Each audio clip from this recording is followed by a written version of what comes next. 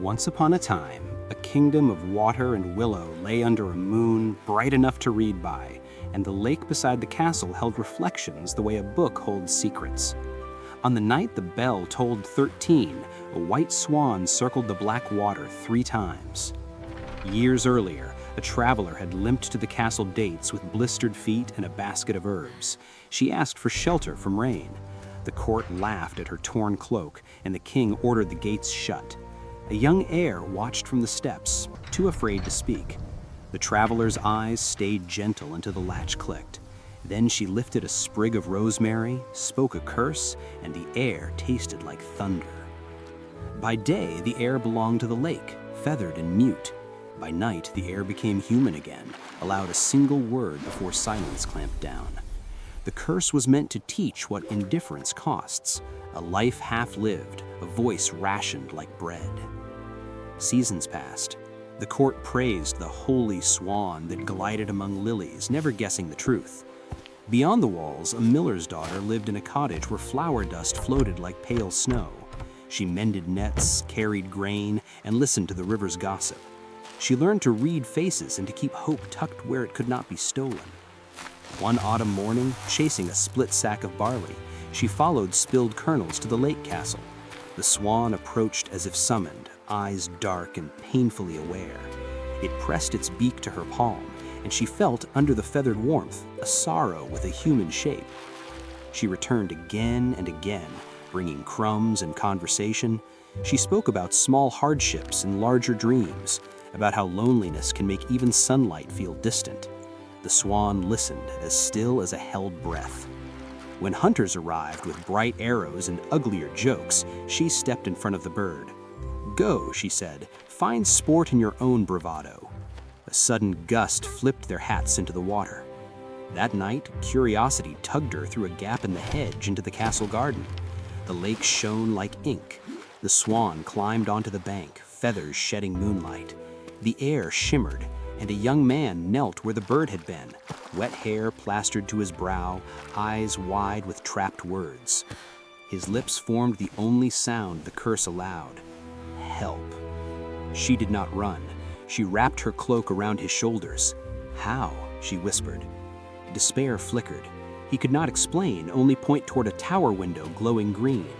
She understood enough. Someone inside that tower fed the spell. Days became a dangerous routine. She brought bread at dusk, and he answered with one nightly word that served as a clue: tower, mirror, rosemary, midnight. Between words, he pressed his forehead to hers, sharing silence like a promise. She pieced the puzzle together. The tower held an enchantress and a mirror stolen from the river's first spring, a glass that could trap a soul's truest shape. Break the mirror and the curse would fall apart, but the mirror would resist any hand that doubted the person inside was real. On the harvest moon, festival drums rolled through the castle, masking footsteps. Lanterns swung, masks danced, and the miller's daughter slipped in as if she belonged to shadow. The swan followed, pale as a ghost among banners. At the tower door, thorns crawled from iron hinges, alive and hungry. She pricked her finger and touched blood to metal. "I come to return what was taken," she murmured. The thorns loosened. Inside waited the enchantress, no longer a weary traveler, but a woman carved from grievance. The mirror stood taller than a man. In its depth, the swan's eyes stared back, and behind them, a human face floated like someone drowning in silver. "A sparrow comes to steal a swan," the enchantress purred.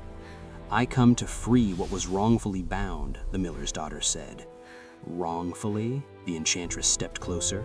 "A child watched cruelty and chose silence. Silence is consent." The words hit hard. The miller's daughter thought of every time she had swallowed her own truth to survive. "Then let silence end tonight," she answered. The enchantress lifted a hand. Wind shrieked through the tower. Jars spun and burst, spilling herbs like dead leaves. Illusions slicked the floor. Villagers laughing at her. Her father turning away. A future where she stood alone forever. Doubt crawled up her throat. From the mirror, a word tore through the curse, louder than any before: "Stay." She stayed, She stepped forward, refusing the lies under her feet. She put her palm against the glass. It was cold, but beneath the cold was a heartbeat answering hers. "I see you," she said, voice shaking and certain. "Not the feathers, not the punishment, you." The mirror brightened, resisting like a stubborn star. Rosemary hissed against it and slid away. The miller's daughter seized a fallen candlestick and struck. Cracks raced across the mirror in a web of light. The tower filled with the sound of thawing ice. Feathers flared into skin, and the young man collapsed forward, then rose, human, whole, trembling with stolen years. The enchantress staggered, anger draining into the fractures. For a heartbeat, she looked like the traveler at the gate again. "You can stop," the miller's daughter said. "Let the hurt rest." The enchantress's shoulders sank. "I wanted someone to ask," she whispered, and stepped backwards into her own shadow. The green window dimmed, and she vanished, leaving only the scent of rain. Silence returned, but clean this time. The young man found his voice as if finding air after drowning. "Thank you," he said, rough with years of withheld speech. "You owe me nothing," she replied, laughing through tears. "Just live." Below, the festival faltered as the lake began to sparkle, freed from spellbound stillness. Guards gasped when the heir descended the tower stairs, human in plain clothes. The king arrived and saw the shattered mirror and the truth he had ignored. The heir did not bow. "You closed your door," he said. "Open it now." The king's pride broke like thin ice.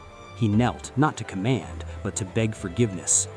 Dawn crept over reeds, golding the water. The miller's daughter watched sunlight touch the heir's hands and knew courage had changed more than one life.